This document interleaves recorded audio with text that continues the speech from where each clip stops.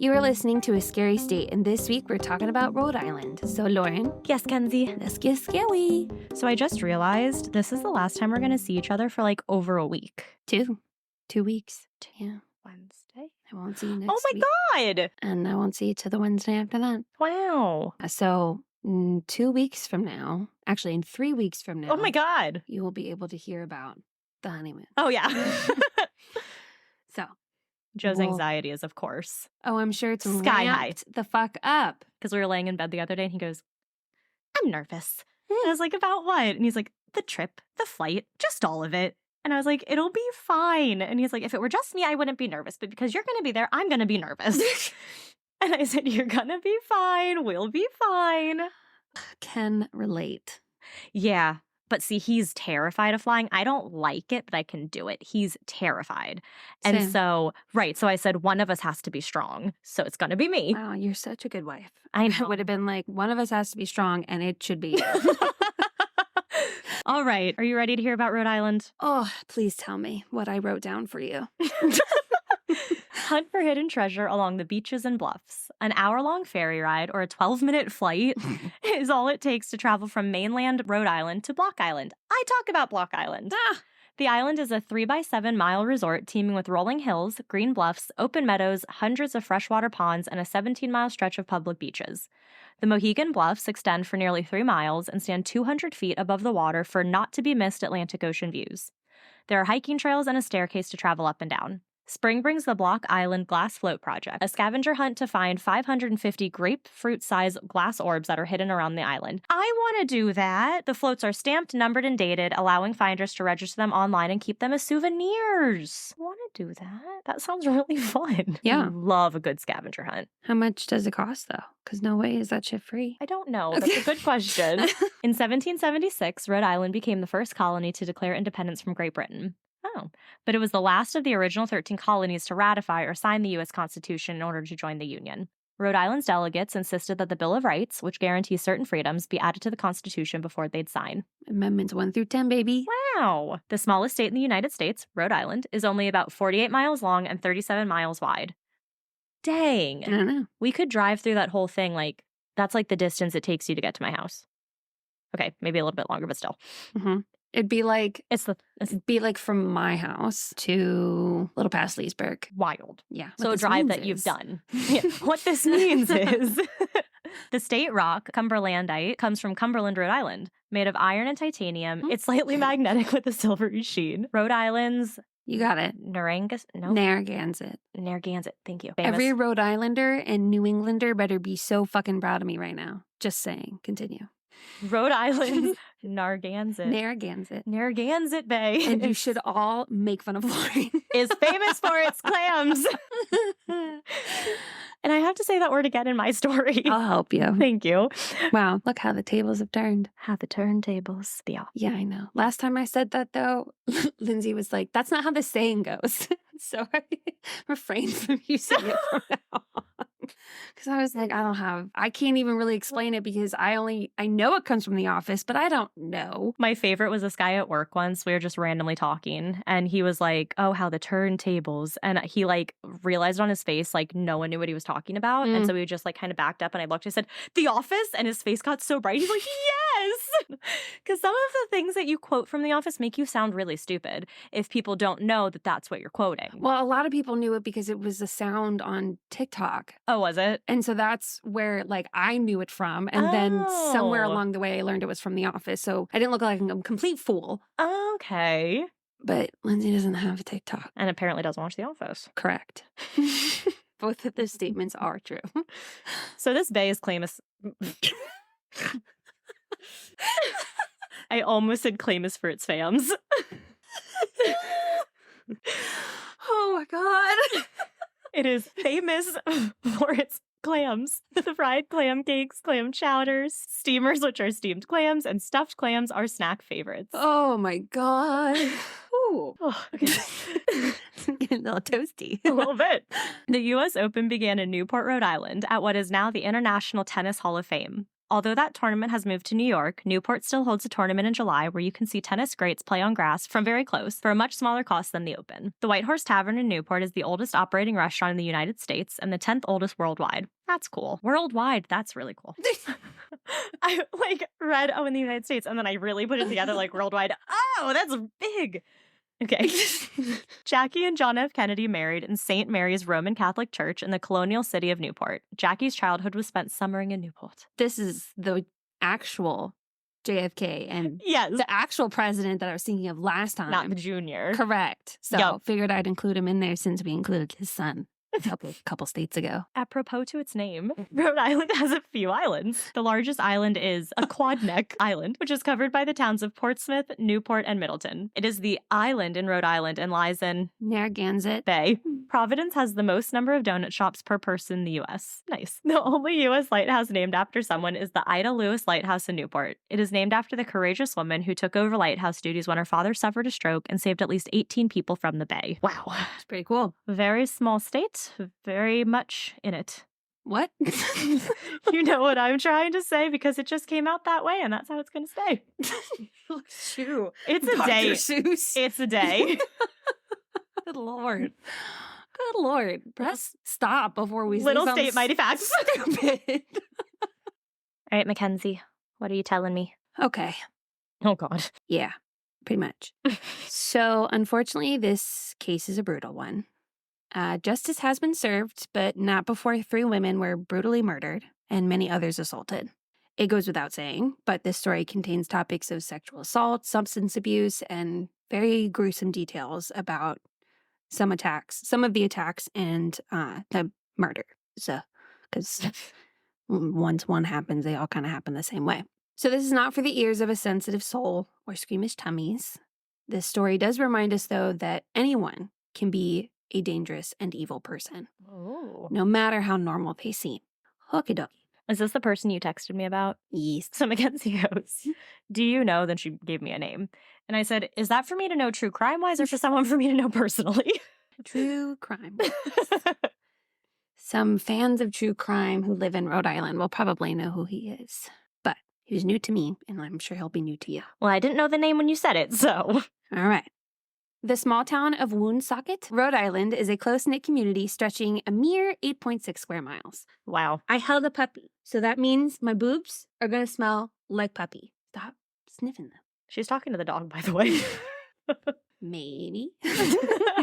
No one can see, so who knows? Okay. In the seedier side of town, around Arnold and High Street, Janet Jane Smith was walking home after leaving Buddy's, a local bar in Woonsocket. Jane Smith is not an alias. That is her name. Oh, wow. Yeah. That sucks. Yeah.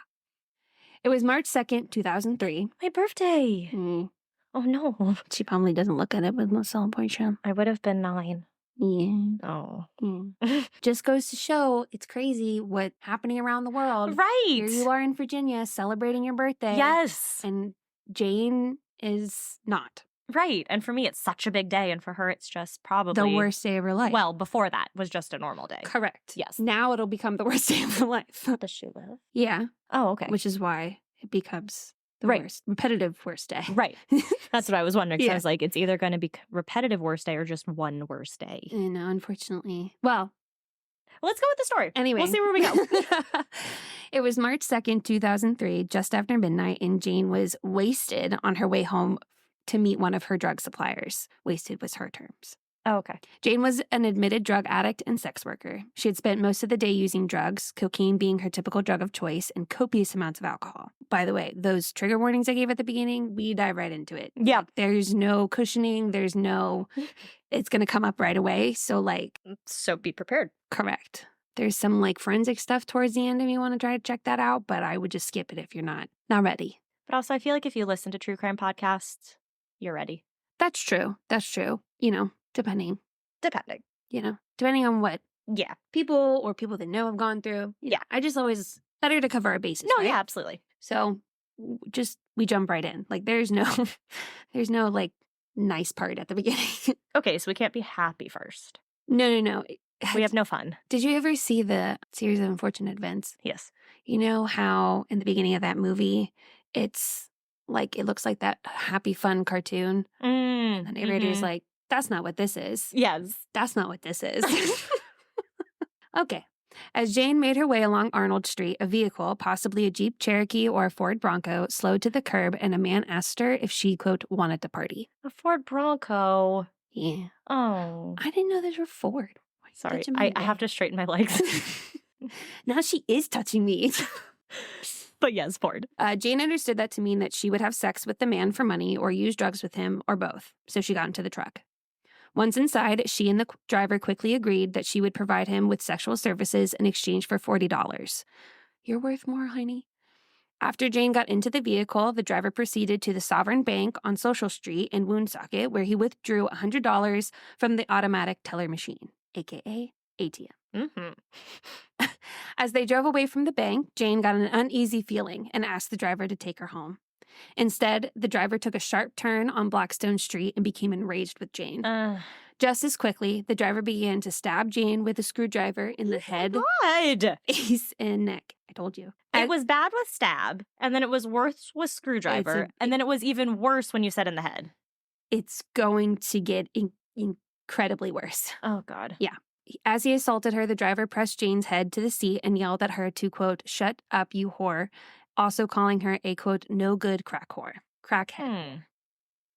Eventually, the assailant brought the truck to a stop among several abandoned mills in northwestern Woonsocket. He continued to persistently prod the screwdriver into Jane's head, face, and neck, which were now bleeding profusely, and he ordered her to remove the money from her pocket. Jane complied. Next, the driver ordered Jane to remove her clothing. She took everything off except her socks. The driver penetrated Jane digitally, aka with his fingers, all the while berating and threatening her. Eventually, the driver ceased these actions, reached across Jane to open the passenger door, and then literally kicked her out of the truck into the cold, snowy March night, wearing nothing but her socks. Oh, my God. Unfortunately, this was not the end of Jane's troubles that night, because the driver followed her out of the truck. Although she struggled to resist her assailant, the man threw Jane on the ground and sexually assaulted her again. Then the assailant dragged her over to the truck and forced Jane to get on her knees in the snow and perform oral sex on him. Throughout this entire encounter, the driver continued to punch Jane with his fists. He also pulled the hair out of her scalp and repeatedly stabbed her with the screwdriver. Oh, my God. Finally, the attacker grabbed her right arm, yanked it back with enough force so that she could feel her shoulders snap. The assailant ignored Jane's pleas for her clothes, threatened to kill her if she talked to police, and left her near the old mill. Jane crawled to the middle of the road where a passing motorist saw her and called police. Police arrived around 2 a.m. and she told them that she had been raped and battered. Jane was taken to the Landmark Medical Center emergency room. Her doctor noted Jane had, quote, bruises and bleeding on the center of her scalp and, quote, lacerations and marks on her right cheek and the right side of her neck, along with bruising of her knees and shins. The doctor's examination also revealed that her right arm was dislocated from her shoulder, requiring pain medication and the use of a sling. Police interviewed her at the hospital. She reluctantly recounted the horrible events that took place in the early morning hours of March 2nd. With it being so soon after she was attacked, Jane could only remember some details. When asked to describe her assailant, Jane said he was Caucasian, white male in his 30s with blonde hair, black glasses, a stocky build, and numerous tattoos on both arms. Jane couldn't remember if the car was gray or black. Police's only evidence was Jane's blood from the crime scene and some DNA discovered during Jane's examination. Dang, she remembered a lot, though. There's like only really one part that she forgets to mention until later on. So I don't know if it was necessarily, she was just focused on what happened, not like the events leading up to it. Oh, probably. So that's why I said she maybe forgot to like share details kind of thing. She'll remember more later, or at least she'll let them know more things later. Right. About a month later, so a month after this, a woman arrived at the police station to report her daughter, Audrey Harris, 33, missing. Audrey also lived a high-risk lifestyle similar to Jane. However, Audrey and her mom had a very close relationship. Audrey would typically stop by her mom's house once or twice a week, so it was highly unusual and out of character for her mom not to hear from her for 3 months. Oh my gosh. So essentially, what's February? Oh, so February. Detectives interviewed sex workers in and around High and Arnold Streets. Unfortunately, no one had any information about Audrey's disappearance. Soon, police began to believe that the person who attacked Jane might also be responsible for Audrey's disappearance. Good on them for thinking that way. But because they had no evidence of this theory, they continued to work the two cases separately. Good. A little over a week later, police received a report of another woman who had been attacked in the same area. When the police arrived at the hospital to interview Christine Dumont, 42, she was still in shock and badly shaken. While walking down the same street as Jane, a man pulled curbside and asked if she wanted to party. He drove Christine to the same secluded mill area where he threw her out of the vehicle, screaming that she was worthless and wasting her life. Oh my God. He swung the tire iron at her head, and Christine tried to fight back, but he overpowered her, wailing on her with the tire iron. Certain she would die, Christine lay motionless, praying that the play dead trick would work. Thankfully, the man fled the area. When Christine described her attacker, she said he was a white male in his 30s with blonde hair, tattooed arms, and stocky build. At this point, police believed they had what they needed to officially connect these cases. Mm-hmm. During a second interview with Jane Smith, she was able to recall more details of the evening. She told police about the man stopping at the ATM to withdraw $100. It was the break that the police needed because ATMs have security cameras. Yep. They found that only one person withdrew $100 around the same time of Jane's attack, Timothy Scallon. Scallon had previous arrests for larceny and possession of a stolen motor vehicle. Police brought a photo lineup to Christine in the hospital. She glanced at the lineup and sobbed, shaking as if he was in the room. She pointed a finger at Scallon's photo and said, quote, "That's the motherfucker who attacked me." In the article, it was Mother Beep, but I figured I'd include it. Thank you. When detectives visited Jane Smith, she cried out, that's him," while pointing to Scallon's photo. On April 15th, detectives obtained an arrest warrant for 2 counts of kidnapping and 2 counts of felony assault. They arrested Scallon without incident. In the interview room, Scallon refused to answer questions. Instead, he asked for an attorney. Nothing could be done except to terminate the interview.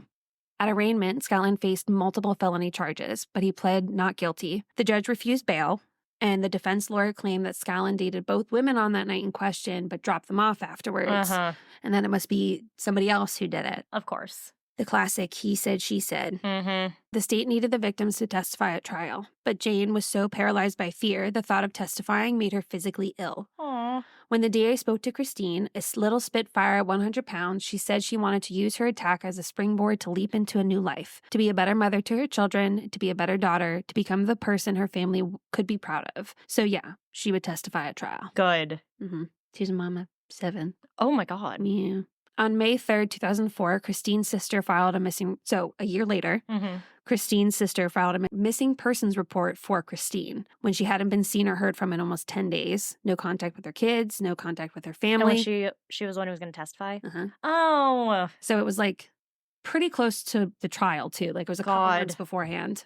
An even louder alarm rang when she failed to pick up her state check. Sadly, they learned Christine had returned to the red light district of High and Arnold Street. Detectives interviewed the sex workers in the area to no avail. Days turned into weeks with no solid leads. Initially, police thought that Scallon might be responsible for Christine's disappearance, given that she was supposed to testify. Right. But that was my first thought. They didn't have any evidence to corroborate. Thank you. This theory. And they obviously knew where he was. Mm-hmm. So. Damn it. Yeah. But thankfully, he still gets tried for attacking Jane Smith. Well, yeah, he should. Yeah, but he does. Okay. So that's good. Despite the fact that they didn't have the testimony, witness, yeah. To testify, they still went ahead with it. Okay. So a grand jury returned a 10-count indictment against Timothy Scallon. Counts 1, 2, and 3 alleged that Timothy Scallon committed first-degree sexual assault against Jane. Count 4 alleged that Timothy Scallon committed first-degree robbery. Count 5 charged Timothy Scallon with assaulting Jane with a dangerous weapon. Count 6 alleged that Timothy Scallon committed an assault and battery on Jane that resulted in serious bodily injury. So I think the rest of the counts, either they weren't carried out in court or the jury didn't find him guilty of those because in the court document, it's not listed. Okay. Just 1 through 6. But on July 28th, 2005, a jury found Timothy Scallon guilty in all remaining counts of the indictment that had been submitted to them. So 1 through 6. On September 28th, 2005, the trial justice denied defendant's motion for a new trial. On November 25th, 2005, the trial justice sentenced Timothy Scallon to serve 50 years concurrently on counts 1, 2, 3, and 4, and a suspended sentence of 20 years with 20 years probation on counts 5 and 6 to be served consecutively to count 1, 2, 3, and 4. So essentially 50 years. Okay, yeah. And thus far, all of Scallon's appeals have been denied, but he's eligible for parole when he's 78. Hopefully it doesn't make it that long. That too, and 78. Right. So, right. It's at 2047. And I'm finally, a year that I'm that's not that close. I know. Yeah, finally. Thank God. Still 20-something years. I know. I'm whew. I'll see some where so especially some of the older ones now too, especially the ones from the early 2000s, it might be like, oh, they're going to get paroled in 2023. I'm like, that happened. Right. That occurred. What happened? Freaks me out. Makes me feel very old. Ew, yeah. So that taken care of. But they still had the disappearance of Audrey Harris and Christine Dumont. But they believed that it was a different man was responsible for their disappearance, but they did believe it was the same person. Okay. They continued to talk to women who worked in the area as the missing women, and they came up empty. In July 2004, 24-year-old Stacy K. Goulet was last seen going home with a man after a July 4th fireworks show at a Woonsocket Park. Soon after, Stacy was reported missing by her boyfriend. Reluctantly, he did admit to police that she was a sex worker. But police lucked out. The lead detectives on the case were Luke Simard, Stephen Nowak, and Edward Lee. They had received an anonymous call from a man on the police tip line. The man said, quote, police might want to talk to Jocelyn Martel. Oh. Jocelyn Martel was at the Gloria McDonald awaiting trial and medium security facility in Cranston, all one title. She wasn't at the Gloria McDonald awaiting trial. It's the Gloria McDonald awaiting trial and medium security facility. So it's not a McDonald's. No, it's a Gloria McDonald awaiting trial and medium security facility. Wow, okay. I thought her name was Gloria at a McDonald's, and she was awaiting trial at this place. Jocelyn Martel was at the Gloria McDonald awaiting trial and medium security facility. They need a new name. Yes. In Cranston. Maybe they have a new name at this point, but God, I would hope so, because that makes people think exactly the thoughts I thought. The article in 2007 said that. She had been incarcerated on a probation violation related to a drug charge. Also in the business of sex work, Jocelyn told police about agreeing to go home with a man to his apartment where he attacked her. Her description of the building and its location matched 221 Caddo Street. She recalled that they walked up the steps to his apartment and he let her in. The place was spotless. The remotes to his entertainment center lined up by size on the coffee table. Oh my gosh. Jocelyn looked at the man. She said, quote, do you want to go to your bedroom or the living room? When she turned away, he lunged from behind and began choking her. But she fought back. She butted him with her head. Good. He stumbled back and she jabbed him in the eye with her thumb. Good! She told detectives, quote, he was hurt. He really wasn't trying to get up to go after me, so I just ran out the door. Good girl. The detectives got a name from utility bills and a picture from the DMV. Jeffery Mailhot was the only resident in the 4-unit old Greek Revival house. 2 were vacant and awaiting renovations, and 1 was once occupied by an elderly woman who had passed away. Oh. So he had the whole house to himself. Is it a whole house or a whole apartment unit? It's a whole house, and he has one of the apartments, and the 3 others are not occupied. So he does technically have a whole house to himself. Okay. He can't get into those places. Right. But he has...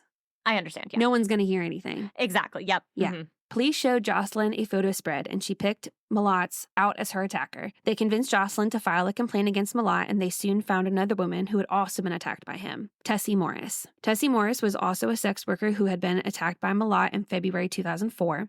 Tessie told police that at first everything was nice. She was happy to be with a cute guy for once, and he was polite and talking to her. Was she a sex worker as well? Okay. Then Tessie tells them that the moment she turned her back, Mailhot attacked her, choking her like he did with Jocelyn. The pair would engage in a violent battle, Morris kicking her attacker, kicking at the kitchen table, the refrigerator. They ended up in the bedroom and onto the bed. She tried to escape by kicking out a window until she was finally able to get away from the man later identified as Mailhot. How did she get away getting out the window? Oh, okay. Detective Lee would later tell the press, quote, she's pleading for her life. The way she describes it, it was unbelievable. Then he stopped. Just stopped. Go on, please. No. He stopped assaulting her. Oh. Yeah. Oh, I thought you meant like... No, that was the whole quote. Oh. Yeah. I thought you meant like your quote ended and then he just stopped talking. I was like, no, keep going. No. He's saying that she was pleading for her life and then he just stopped. Okay. And she ran away. Oh my gosh. Yeah. There was a third victim that talked to police, but she had refused to file a complaint. On July 27, 2004, police arrested Mailhot for the assaults of Jocelyn Martel and Tessie Morris. Detective Lee and Nowak's first encounter with Mailhot threw them off. He was polite, friendly, and soft-spoken. His police record was clean. His landlord called him the ideal tenant, a guy with a steady job who always had the rent check. Lee later told the Boston Globe, quote, "Everyone he worked with loved him. The landlord, he's yelling we should leave the kid alone. We thought maybe he had something to do with one of them, maybe two of them, but no way is this guy a serial killer." Even if he has something to do with one or two of them. Right. While detectives interview Mailhot, officers from the Woonsocket Police Crime Scene Unit were searching 221 Caddo Street. A graduate of Woonsocket High School, he lived in a first-floor apartment in the back of the large house, high on a hilly side street downtown. He collected DVDs, things like Platoon, Spider-Man, and Hannibal. He kept an electric guitar by his bed and a Harley-Davidson in the yard. Everything is perfectly in its place. That's so creepy. Severe OCD. Mm-hmm. There was... In one article, they were talking to like some of his friends, and they said that they would be scared to touch anything because he would immediately get up to fix it. Oh my gosh, that's like Monica from Friends, but scarier. Yeah, because he's a creepy person. Right. She's just crazy. Before long, though, they uncovered signs of a slaughter as they darkened the bathroom and they sprayed the tub, floor, and walls with an aerosol can of luminol. The bathroom light went off and the investigators gasped. The porous grout lines between the tiles became a luminescent grid, revealing the gore Mailhot had tried to scrub away. The Boston Globe reported, quote, "Out came the tub, out came the toilet, then the floorboards, pipes, and sections of tiled wall. By the time officers finished their work, all that remained of the bathroom was a hole gaping to the basement below." Wow. Every item and chunk of debris, carefully packaged and labeled, was headed to a state lab for forensic scrutiny. The mop Mailhot used to clean the floor proved to be another trove of blood evidence. Investigators seized his home computer, too, to determine if he had ever discussed his crimes on the internet. He hadn't. Good. At least not looking up either. How do you, clean off blood? During the interrogation, Mailhot was shown pictures of the missing women. The 6-hour interrogation has all been recorded. So probably about 2 hours in, he caves. Jeez. So this is part of what happened. So it's a conversation. I'm hoping that we're going to use inferencing on our part so I don't have to say this person said and this person said. Okay. Because that's annoying when you're reading a story. Just give us different voices and we'll be good. No. We're going to use our inferencing skills that I know all of our teachers taught us to do. Part of what you see is like he's shown these pictures and then he kind of like looks jolted or not startled, but you know. And those are like all the pictures of the 3 missing women. Okay. Yeah. And he says to detectives, "I don't know any of these girls." And one of the detectives says, "How are you so damn sure?" Because I never killed anybody, if that's what you're getting at. Detective Lee says, "I don't know if anyone in these pictures was killed, but they are missing." The detectives knew they had struck a nerve. Earlier in the interview, Mailhot had revealed that both his parents had died of cancer by the time he was 22. Oh. Nowak seized on that. He said, "You know that they had proper burials, that they're in the consecrated ground. The families of these girls can't mourn and say goodbye. They'll have to live with that the rest of their lives, or until we get to the bottom of this." The only answer was a downcast look, and Lee spread out the pictures again. "What happened, Jeff?" he continued asking. "What happened? You just pushed it too far? Things got out of hand?" Mailhot's reply was barely audible. "Yeah," he said with a nod. "What happened?" detectives asked. "It went too far," he said. The Boston Globe goes on to report the horrid details of his first murder and what subsequently turned into a serial killer. So definitely, if you're squeamish, don't listen to this part. So over the years, he said that he had picked up probably 30 prostitutes. Oh my gosh. Most trysts took place at his apartment where privacy was guaranteed. He couldn't recall exactly how many women he had throttled, but guessed 10 or 12 had survived and escaped. Wow. Mailhot's words picked up speed as he recalled the attacks. At one point, he rose to his feet to demonstrate his squeeze technique. He held his left arm in front of his chest as if grasping and gripped his wrist with his right hand. So, chokehold. That whole thing. Yeah, like a chokehold. And then he goes, "I lean back, so it puts more pressure on their neck." With minimal prodding, he provides details on several chokings. Oh my God. On 2 occasions, his victims fell to the floor unconscious. Both were back up in minutes, and neither wasted time getting out the door. Another who got away stood outside shouting that she had a cell phone and that she'd dial 911, but the cops didn't end up showing up. Oh my God. One woman convinced him to back off by playing the submissive slave. He says, "She's standing in the bedroom saying, 'Please, master, please let me go,' he recalls. 'I think she offered my money back.'" Lee asks, "Any of these girls fight back? Any of them cut you or anything?" "A couple of scratch marks," Mailhot replied. "One of them, she gouged my eye to get away." Things finally spun out of control the night he picked up Audrey Harris. He was driving home after too much beer at the K2U strip club wherein he spied her on the sidewalk. He pulled up beside her and suggested a quick trip to his place. She agreed. He told the detectives, quote, I was going to have sex with her, just straight sex. What I'm about to say, I'll tell you when that quote is done. Okay. Because all of it, he's telling them. Okay. So this is coming from Mailhot himself. Okay. So he says, or he describes, I guess, quote, she got undressed, I got undressed. I went to get her the money, she turned around, and that's when I went up behind her and started choking. She was kicking, scratching, trying to get away. As she was losing her breath, she stopped struggling. Then I let her go. I looked at her. Her eyes were open, but she wasn't looking at anything. I figured she was dying. That's when I got the pillow. I suffocated her. End quote. Oh my God. Then Lee asks, so it was accidental?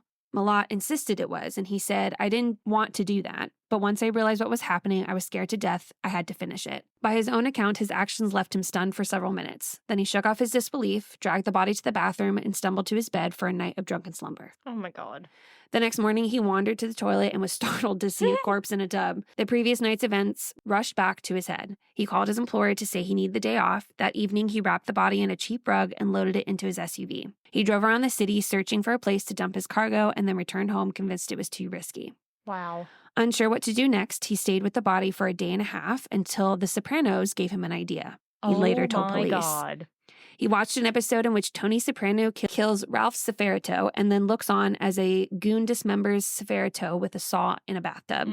Mailhot drove to a hardware store, bought a bow saw, and used it on Harris in his own bathtub. He threw the saw in bags of remains in dumpsters in Woonsocket and other communities. 14 months after killing Harris, Mailhot murdered Christine C. Dumont, 42, the other sex worker. He followed the same grisly routine, picking her up in his blazer, strangling and dismembering her, and getting rid of her remains in dumpsters. In June of 2004, Mailhot again strangled 24-year-old Stacy K. Goulet to death. Then he bought a saw, dismembered her, and discarded the remains. So does he keep buying saws? I think he bought multiple ones, yes. Oh my gosh. Yeah. Police Captain Luke H. Gallant told the Boston Globe in 2006, quote, he said he was sorry. He didn't know why he did it. It was an urge that was bigger than him, and he was glad that he got caught because he knew he wasn't going to be able to stop. Oh my gosh. He didn't blame anybody for it. He didn't say it's because my mother beat me up. It's not that he hates his grandmother. He doesn't know why, and to this day, I don't think he knows why. Mailhot told police that he enjoyed trapping his victims. So the high came when he closed the door and they were locked in. Ugh. In the basement, officers found a handsaw that matched Mailhot's description of the ones that he used to cut up the body. The officers then reviewed tapes from a surveillance camera at a local hardware store and discovered footage of the suspect buying the tool just a day after the last victim's disappearance. At least one of the garbage bags ended up in the state central landfill in Johnston, where a body, identified through DNA testing as Goulet's, was found after an exhaustive search that lasted more than a week. The bodies of Harris and Dumont were never found. Jeez. As far as I know, they have not been found. And he won't say where they went? He said he'd put them in dumpsters. Oh, but doesn't remember where.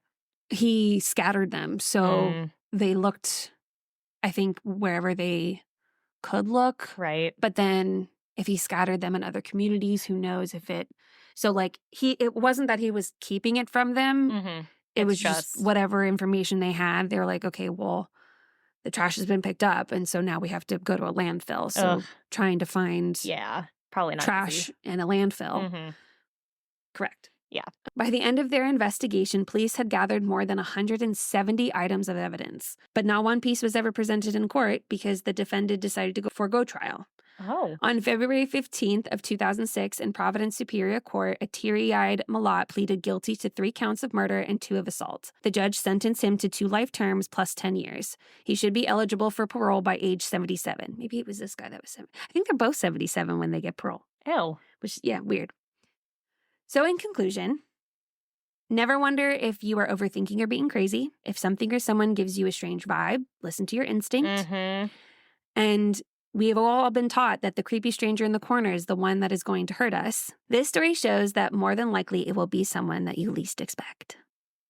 And that is Jeffery Mailhot, however you say his last name. Him and the other guy. The first one? Yeah. Did they know each other at all? It doesn't ever say. Interesting. Yeah. The first girl, so Jane realized that she had actually encountered Timothy Scallon before. But before, his car was a different color. Oh. And so when she was talking to police, she couldn't remember if it had been the previous color red or the current color gray. Yeah. And when they found him and like looked in his vehicle, they didn't find any like blood or anything like that, but they could tell that it had been repainted to gray from the original red. That is so cool. Yeah. So these, I think they were known in the community. I think they might have been known even by like a few of the ladies. Just because it seems like they both had the same like victim. Correct. They pretty much both looked at them as non-human. I saw one crazy article that said that like it's the same way that Nazi doctors looked at the not even Jewish patients, the prisoners who they were experimenting on. They just looked at them as non-human so that they could face what they were doing, essentially. Jeez. Yeah. And it's crazy. Like, this guy has friends and he kind of has a girlfriend. And a job. And a job. And like, everyone talks about how nice he is and how they're like, I never would have expected it. Like, that's crazy. And the girlfriend, she's weird. So you'd have to be, yes. Yeah. And she said the Boston Globe did like a whole long report on this called The Ordinary Man. And they included a bunch of extra details of like conversations with people that knew him, like more of his family background and like the psychological stuff that goes with it. But she had said that like she had told him that he was falling for her she was falling for him but he said that like he could never be with anybody. He'd be alone forever because he's a sociopath, so he can't have feelings for other people. Right. And when you think about how many women he was with, she's been in this on and off again relationship with him at the same time. And like the way that she's talking about him, you know, she recognizes what he does is bad, but it's still like, I have fond memories. I'm like, yeah, but he was doing this while you guys were together. Right. So it should like sully those memories. Correct. Ugh. Guess how tall this man is? 5'9". 5'3". That is just slightly taller than me. Correct. Wow. I would be taller than him. Yeah. That's when I would just want to go bop. So I'm like trying to imagine that all of these women had to be relatively tiny. Yeah. I mean, they talked about like he was really into weightlifting. And so he was, you know, stronger. But when I heard his height and I'm like thinking about what he's doing, I can't stop myself from imagining this like person trying to like jump on the back of someone. Oh my God, and actually. They're, like, hanging there because the person is too tall and they're too short.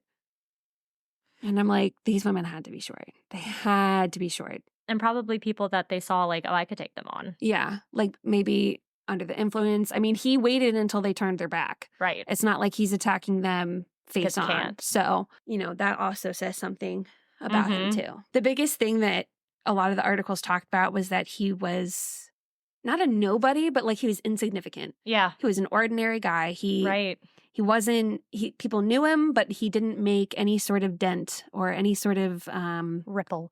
Or impact in anyone's life. So could be anybody. Well, that's creepy. Yeah. And so I'm like, see, you know, when talking to guys and I'm like, well, you could be a serial killer. And they're like, ha ha. And I'm like, I'm not joking. Like, you don't understand. 9 times out of 10, they seem completely normal. They don't seem like the creepy guy in the corner. Because they're good at being completely normal. Correct. Ted Bundy, Jeffrey Dahmer. They recognize that they have to be if they want to do what it is that they do. Well, nicely told. Thanks.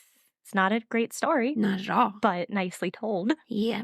I feel like it's a warning of sorts. Yeah. You know, no matter who you are, no matter what you do. You could be a serial killer. Yeah. And so that means that no matter who you are or what you do, don't fucking trust anybody. Right. That you don't know. No. Yeah. That's why when Joe and I had our very first date, we like met up and got coffee and then we were going to go to mini golf. And he was like, oh, I can drive. And I said, no, that's okay. I can drive. I'll follow you. I'm always like, my friends have my location. Yes. And a picture of you. Yeah. So, and your full name, your date of birth. I've seen all of your social medias. I know everything about this man that you were out on a date with. So if I go missing, you will become suspect number 1. You will not get away with it. No. If I don't text my friend the moment I told her the date was over, Cops are called. You're arrested immediately. If you haven't heard from me, are you okay? Yeah. Which I've done before. Hey, how's it going? Yep. Still alive. Still here. Regretting every second of the state, but I'm still alive. I told you, I'll call and I'll be that crying friend on the phone. I've done that too. I've been that friend for multiple people. He definitely knew that I was having someone call me so I could leave, but I did not care. Yep, at that point, just, I don't care. We're going to see you again. Yep. Hopefully. Yeah. And this is that main reason telling you that we're not going to see each other again. Correct. So, well, nicely told. Mostly ladies, be careful, but, men too. Everyone be careful. Everyone be careful. People are crazy. Yeah. So, yeah. What tea you pouring, Lauren? Well, after the beautiful little rhyme. So I am definitely going to be lifting us up. Oh, that's good. Yes, because we haven't done cryptids in forever. So I decided to cover some cryptids of Rhode Island. Those are like Mothman. Like monster people, right? Yeah, not Bigfoot. Not like necessarily a place, right? Cryptids are a thing. Like a living thing. A living thing. Yeah. Like the Loch Ness Monster is a cryptid. Because I think I got it confused with the idea of like Chupacabra. A cryptid, like a crypt in a cemetery? Yeah, no, definitely not that. Nope. A building. Like cryptozoology. Okay. Yeah. Got it. Okay. So the first one is the Gloucester ghoul. And I'm like 99% sure it's pronounced Gloucester because Joe always makes fun of me because I want to pronounce it differently. Gloucester. With the A at the end. Yeah. So Gloucester, Rhode Island is located in the northwestern part of the state and is covered in dense forests and rolling hills. So fun fact, it actually used to be spelled the same as Gloucester in Massachusetts, but in 1806, the citizens voted to change the name and drop the U so that they wouldn't be confused with Massachusetts. Did you know that up until 2020, Rhode Island was considered the state with the most amount of letters, and then people were like, no, that's incorrect, Massachusetts. Interesting. And I was like, that took us until 2020 to figure out? Well, were they determining the most amount of letters or the most amount of different letters? Because Massachusetts has a lot of A's, S's, T's. I think it was just total amount of letters. I think Rhode Island's like 10 and Massachusetts is like 13 or something. Rhode Island would be 11. Massachusetts would be... It's 13. I counted. Oh, okay. But if you're counting different letters, they only have 1, 2, 3, 4, 5, 6, 7, 8. So then it'll be less than Rhode Island. I didn't put it in there because I felt like that was pretty stupid of us to not realize until 2020. That's not great. So I kept that fact out. So I don't remember details except for that. So in this town, this is where in 1839, the legend of the Gloucester ghoul was born. So it all starts with Albert Hicks. Albert Hicks was a notorious pirate. He was born in Foster, Rhode Island in 1820. I was planning to go a little bit more into his life, but he's technically known as the last pirate of New York, not Rhode Island. So I said, no, maybe I'll come back to you, sir. He can be like a little ding, ding, ding, like a little Easter egg. Because he also has a ghost ship. You know how I feel about ghost ships. So it sounds like that's what we're chatting about in New York. I think it might be. All right, so Albert Hicks's one ambition in life was to become rich by some bold stroke. He said that the only... Same. He said that the only value his wealth could have was to justify his passions with no restraint. Isn't that most people's desire when they get rich? Yeah. So that's his too. Cool. But he wasn't a great guy. So first, like I said, he was a pirate. I didn't think so, given his job description. Yeah. So he was, spoiler alert, the last person to be executed for piracy in America. Nice. So his execution took place at Bedloe's Island with 10,000 people present. Damn. The bay nearby was covered with steamers and boats, all of people ready to see the execution of this pirate. That's cray. It took place in New York in 1860 due to Hicks killing men on a small boat to steal their money. In his confessional biography, he claimed that he had killed dozens, if not hundreds of people as a pirate and highway robber. His last words before his execution were, quote, "Make haste, hang me quick." Yeah, get on with it, you peasants.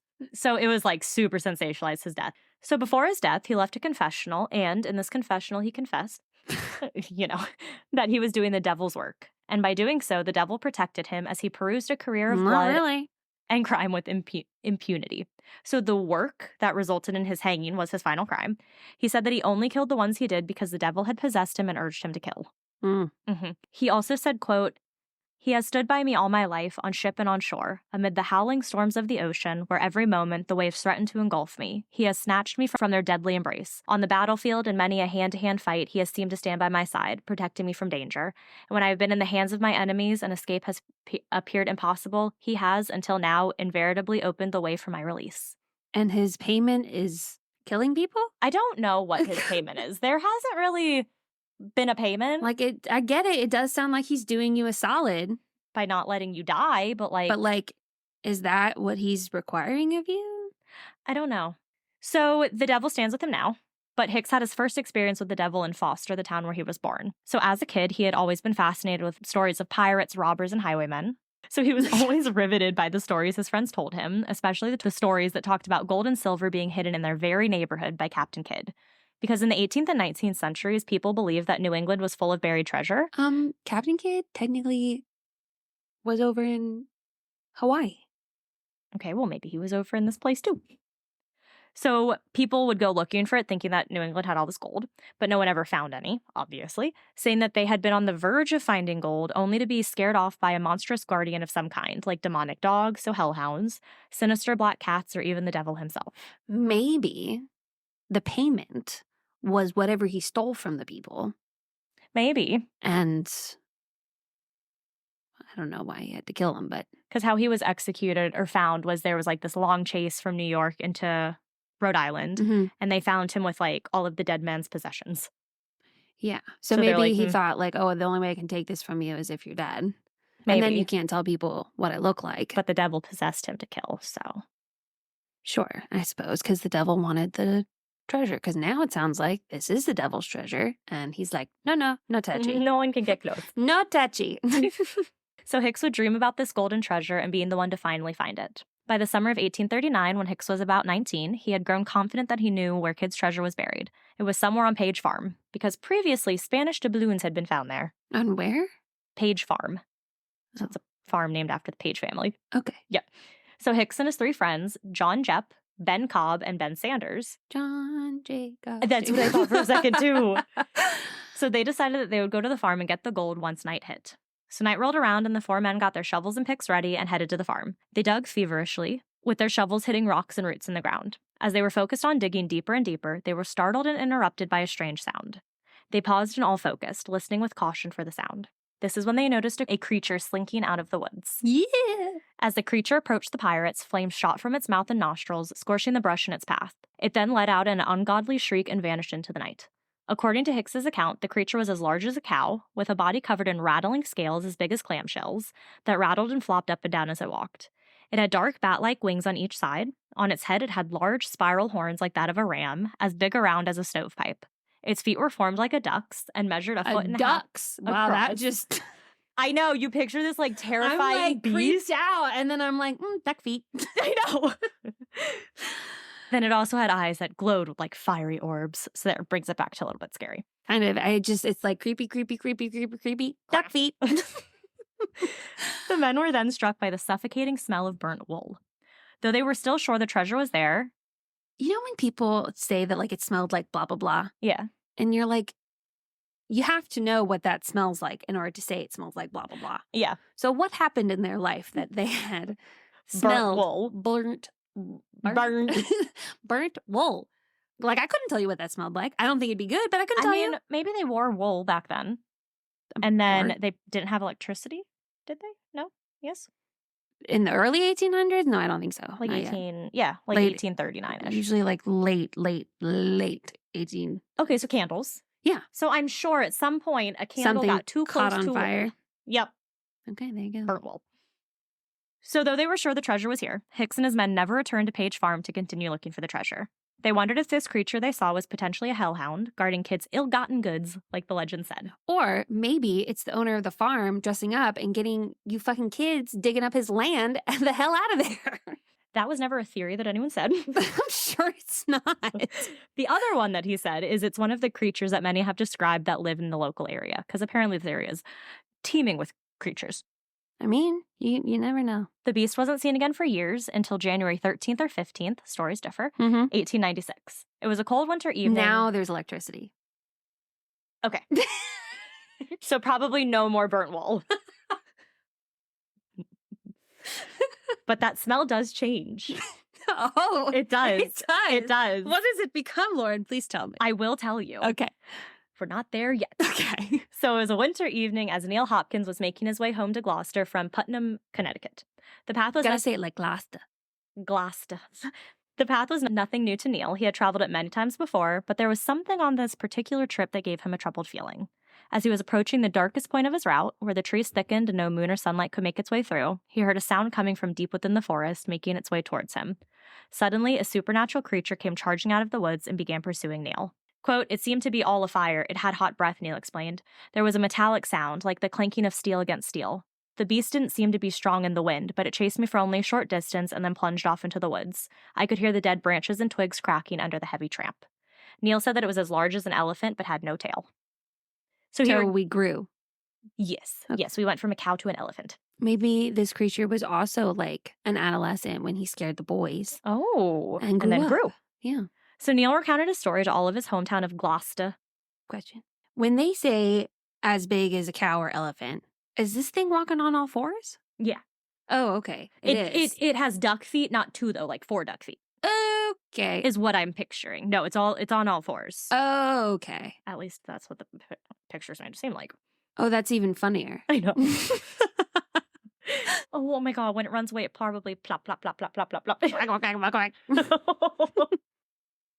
So he recounted his story to his hometown of Gloucester, with the story making it into an article in the Boston Globe titled Monster, Cow, or Ghost. But even those who had heard tales of the creature had no idea what it was. Some speculated that it was a bear, as one had been seen recently in Webster, Massachusetts. When it's like clinking its nails together. Yep. And even in Gloucester. And then there were some who said it was the, quote, burning beast, the same one seen by Hicks just 57 years earlier. Damn. So every few decades, reports with sightings of the creature emerge, usually describing the creature in a similar way. Most accounts describe a demonic hybrid of a ram and a bat with a body covered in thick, rattling scales and leathery wings that span several feet. And duck feet. That's never said again. We only hear that from Higgs. Okay, well, I'm now going to include it in every description. I think it has to be. Reports usually say that it has a pair of twisted spiral horns and those otherworldly eyes that glow with a fiery light. And duck feet. Some reports have even claimed that it can shoot fireballs from its eyes. And here's where the new smell comes in. So it's also accompanied by the foul smell of sulfur. That I do know the smell of. It smells like rotten eggs. Yes, and it's also associated with the devil and demons. Do you know how terrible it is to try to shower in water you know, hypothetically, is clean, but does not smell clean? Disgusting. Terrible. So, being in the presence of this creature, people also say it's accompanied by a feeling of dread and fear. Duh. Well, the name of Gloucester Ghoul wasn't actually given to the creature until 2019, when a story about the monster appeared in the blog Strange New England. The town of Gloucester has run with the ghoul, as many businesses and events use it as a sort of mascot and incorporate it into branding and themes. So is this creature real? So we'd like to think so. So remember Hicks the pirate? Mm-hmm. And how I mentioned he had this confessional biography? Sure. So it was titled The Life, Trial, Confession, and Execution of Albert Hicks. So interestingly enough, nowhere in this biography does he mention a scaly monster. What? So according to Stephen Olbris Sencarella, a folklorist, the story about the monster was written by a reporter for a New York newspaper, the New York World, which was published on January 12th, 1896. So right around the time that everything happened. A little bit before Second Guy's stuff. Yeah. The reporter based his story on an earlier story that had appeared in the Providence Journal on May 5th, 1889, which had been titled Gloucester Gold Digging. The article in the journal talked about many different Gloucester legends, including one about 6 men who were digging for Captain Kidd's treasure on November 13th, 1933. One of these men was indeed Albert Hicks, and the 6 men all claimed to see a creature that looked just like the one that had been described in the New York World article. The biggest difference between the articles being that the men saw a meteor strike the earth just before seeing the monster, and it was the other men who described what the monster looked like, not Hicks. It's like a embellishment. Yes. It's not like a line, but it's like not really true either. So Hicks only played a minor role in the whole story, but the New York World reporter actually played up his involvement due to his notoriety as being like this really bad pirate. Oh. Yes. But about this meteor, the men took it as a good omen with no connection to the monster at all. So they continued to steal instead of running away. Yeah. So explanations for the creature describe the Gloucester Ghoul as being an interdimensional being, able to slip in and out of reality at will. In this theory, the ghoul may be a visitor from another plane of existence, a realm where the laws of physics and biology operate very differently from our own. Some speculate that it is a previously undiscovered species or a mutated animal, and still others, like skeptics, argue that these sightings are nothing more than misidentifications of animals or simple hoaxes. But regardless of what you believe, the ghoul is believed to still haunt the forest not far from the Providence Turnpike. And it is important to remember, though, that the Gloucester ghoul may have never taken a life, but Hicks did say that the devil took possession of me when he was facing the ghoul. So maybe it doesn't take lives, but instead tries to take your soul. Dun, dun, dun. Dun, dun, dun. With its duck feet. So that was our first Rhode Island cryptid, the Gloucester ghoul. I like him. All right, so now we're going to move on to the Loch Ness Monster. Okay. Yep. So sightings of anomalous creatures in Rhode Island waters dates back to at least 1817, when a 70-foot or 21-meter, many-humped creature with a horse-like head was spotted in the waters off of Newport. But with that being said, the next cryptid I will talk about is the Loch Ness Monster. So this story begins back in 1996. A group of fishermen were off the coast of Block Island fishing on their boat named the Mad Monk when they hauled a strange 14-foot carcass out of the water in their nets instead of the monkfish they were fishing for. Ew. The creature had a long spear-like head, fleshy whiskers. I thought it had a horse-like head. No, that was another one that was seen in 1817. Oh. This one has a spear-like head, fleshy whiskers, Ew. and a serpentine body that stretched longer than two men that was covered with thick, leathery skin. The men no brought... duck feet? No duck feet. Damn. No feet. No legs or feet in general. Ugh, not as fun. Not as fun. The men brought the creature back to land, and the news of their discovery spread quickly, hailing the carcass as being evidence of a previously unknown species of sea monster. For 2 days after it was pulled from the water, the spine sat at Old Harbor for all to come see. Quote, probably more people walked down there in 2 days than the whole century, just about, said Chris Littlefield, one of the 800 year-round residents of the island. So very small island. Seas. Very small state. Yeah, so it would make sense of a very small island. Mm-hmm. And playing off of our friend in Scotland, the creature received the name Loch Ness Monster because it was found off of Block Island. There you go. So here's where things get weird. So a New York State park biologist, Lee Scott, was able to take the creature to his island summer home on Block Island, where he put it in his freezer to preserve it from further decay. He planned to ship it to the mainland so that the National Marine Fisheries Service in Narragansett could examine it. So Gary Hall, the man who actually pulled the creature from the water, was planning to stop by Mr. Scott's home to pick it up and then put it on the ferry to take it to Narragansett. So a little background, Block Island is a safe place. It has 800 residents. It's the kind of place where no one locks their doors and doesn't think anything of it. Because the serpent doesn't have duck feet, so they don't have anything to worry about. I'm talking about the people on the island. Yeah, but isn't this serpent creature thing around there? Well, yeah, but he has it in his fridge, and it's just a place where they don't lock their doors. Oh, right. The creature's not in the water anymore. No, Sorry, no. I forgot about that part. It's just its spine in a freezer. Ew. It's fucking gross. So the day before the creature was to be picked up by Gary Hill, Mr. Scott went out fishing for the day. Without locking his doors, I'm sure you can see where this is going, but maybe you can't, so I'll keep going. So those inferences were what we were talking about earlier. So when he returned from fishing, the skeleton was gone. The next morning, Mr. Scott got a call from... Must have grew duck feet. Got a call from the kidnappers. They explained that they lived on the island and were concerned about the skeleton. They were worried that if the creature was shipped off of the island, it would never be brought back to its rightful home. Okay. Quote, they talked to me about their position of keeping it on the island. I agree, said Mr. Scott. He said that the kidnappers told him that they planned to give the skeleton to the serpent nappers. To the Block Island Historical Society, perhaps in October in 1996, after tourist season ended, but I'm unsure if that happened. But of course, rumors started to swirl about the disappearance. One of the theories was that a rival researcher had broken in and stolen it. Okay. Another theory was that it had been confiscated by government agents looking to cover up such a big discovery. Or some believe that there was no kidnapping at all, and it was just a staged plot to create an attraction for the island. Or it did not have duck feet. Okay. People then, of course, started speculating about what this thing could possibly be. So the most likely explanation is that it is a basking shark. So they're huge. They're actually the second largest living shark and fish after the whale shark. They typically reach 26 feet or 7.9 meters in length, but large adults can reach 32 feet or 10 meters. Even newborns are about 5 feet or 1.5 meters, so they're big. And basking sharks are known to inhabit the waters around Block Island. Yeah. So when these sharks die and start to decompose, their skeletons made of cartilage can take on a bizarre and almost monstrous appearance. That's an oxymoron. Skeletons out of cartilage? Like, I mean, what else are you going to call it? Cartilage means you don't got bones. I know, but what else are you going to call it? Just a cartilage tin? Yes, actually. No! So the lower jaw and gill arches usually will fall away, leaving behind a long spear-like snout.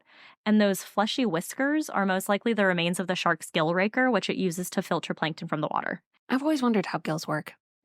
I don't know. It's for the people who are not currently in the room with us.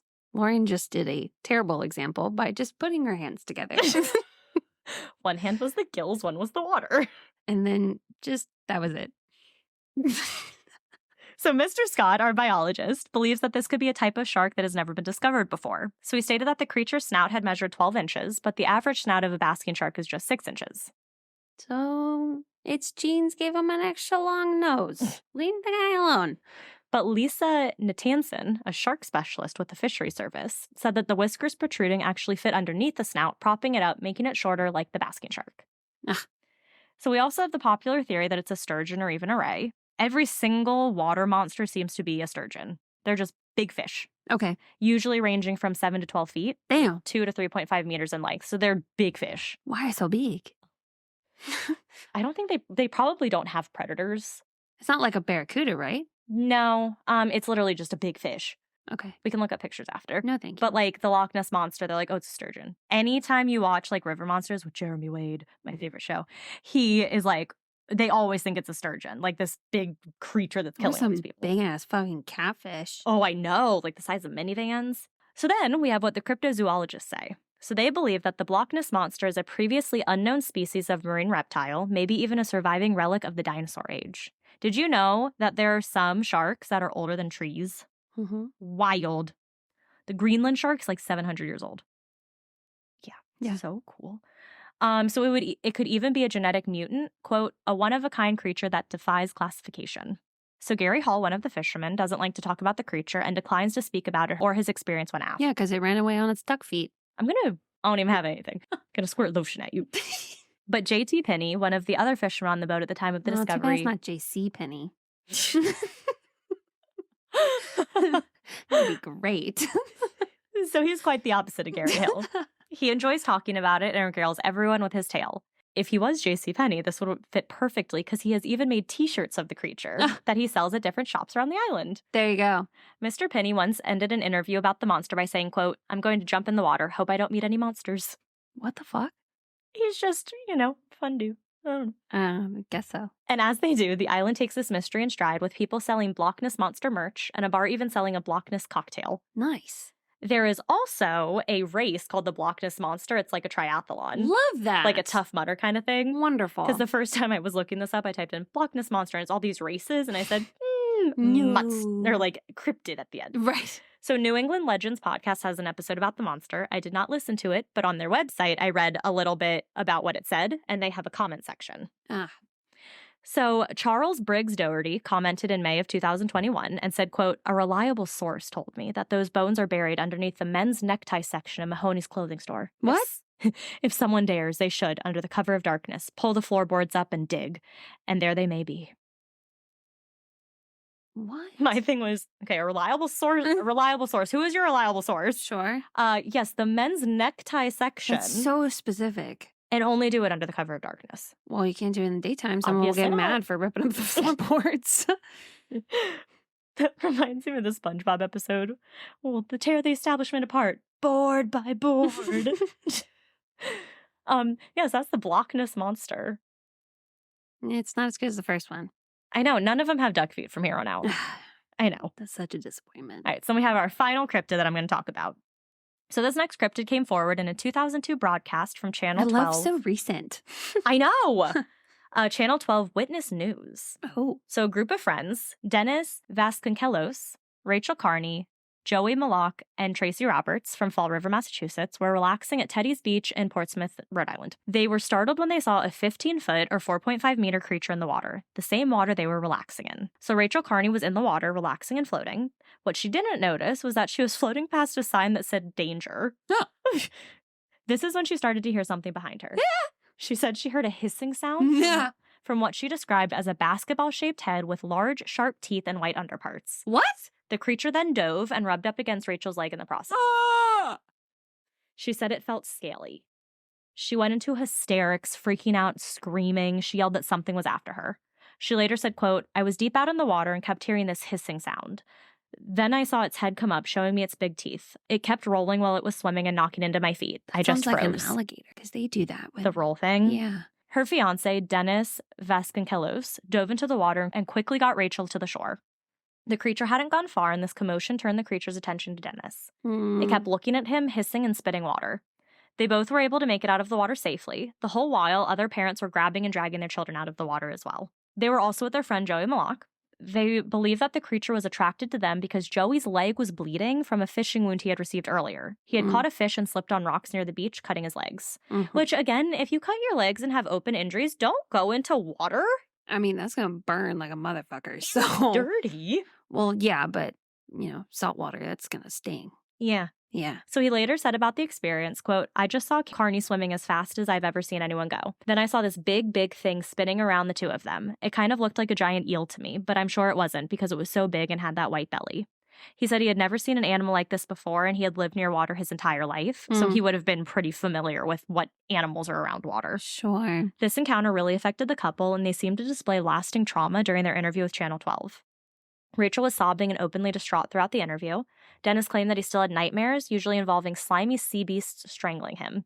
He said, quote, my heart is still pounding. I don't want to seem scared, but people should know to keep their children close, because that thing was definitely big enough to kill us. I thought I was dead. So Ed Baker, lead aquaculturist at the University of Massachusetts Dartmouth Center for Marine Science and Technology in New Bedford. Whew!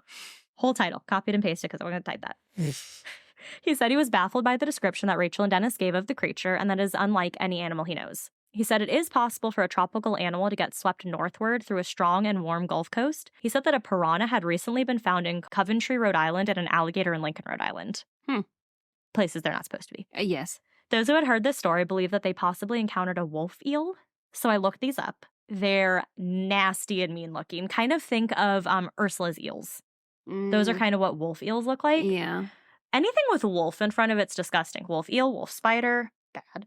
But actual wolves, they're just big doggies. I know, they're so cute. They're huge, though. Huge. Like, way bigger than you think they would be. Massive. Oh. Have you ever seen it's like the domesticated version of them? Yes.